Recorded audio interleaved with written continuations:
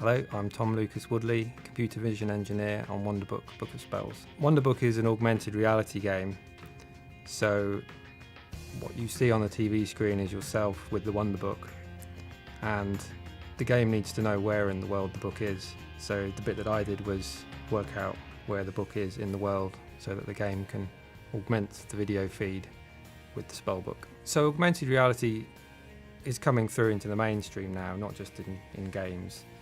You can see it in advertising on phones, location-based services on phones.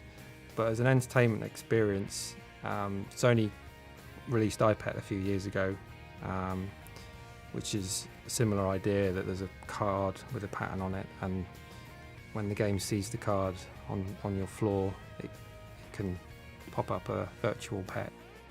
This idea has been extended by Wonderbook, so you have a real book with lots of pages.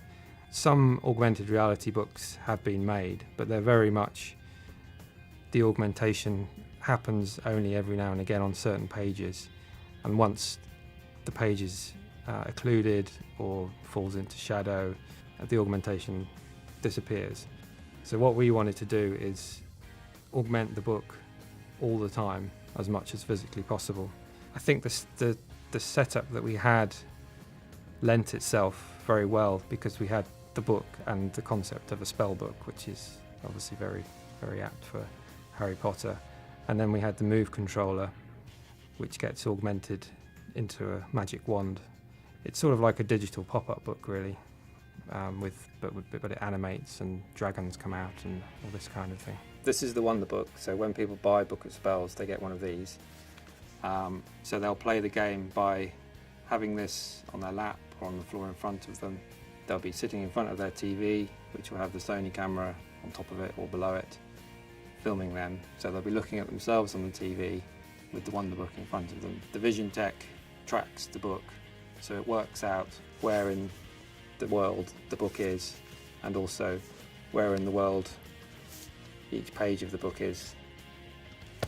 And then with that information, the game can superimpose onto the video feed the spellbook, whichever page they're on. When you look at yourself on the TV, it appears as if you have this spellbook in front of you. And as the game progresses, different things happen. There's animations, dragons coming out of the book, and so on. We started off with some really great tech already from the iPad game, which I mentioned before, which was basically this bit here. And you'll see on all the pages they have a similar large square with a pattern in the middle. So what this does, the first stage of the tracker is it's looking for these, because we have really solid tech to track these if they're visible. And if you can imagine, in a typical scene, there'll be lots of squares, windows, computer monitors, and so on. So it looks for all of those, and then tries to narrow them down based on two rectangles, one inside the other, and then any areas that pass that, it'll look to match the pattern inside, and each one has a different pattern indicating which page that it is.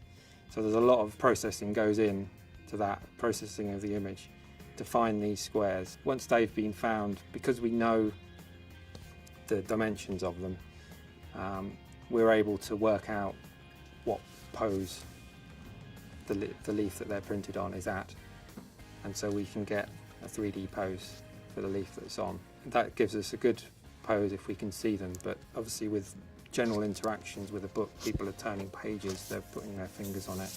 You can't always see these large markers. We've added additional tech to keep tracking the book when those sort of things happen. So for example, if people put their hands over the markers, the tracker will fall back to tracking other bits of the book. So it will look for these borders around the pages and try and track those. So yeah, the main components were the vision itself, the software engineering, and the working with the game team. Testing is really important for this kind of thing, because you need to, it's all very well getting it to work in your office, but you need to get a degree of confidence that it's going to work in somebody's front room. So we did a lot of user testing where we'd send out the book and the tracker into the wild and get people to use it in their front rooms, different times of day, different lighting conditions. We filmed all these tests, so there was people involved in doing the tests, and we get the results back and see where there were problems and look how to fix it. Yeah, quite a researchy and a software engineering challenge.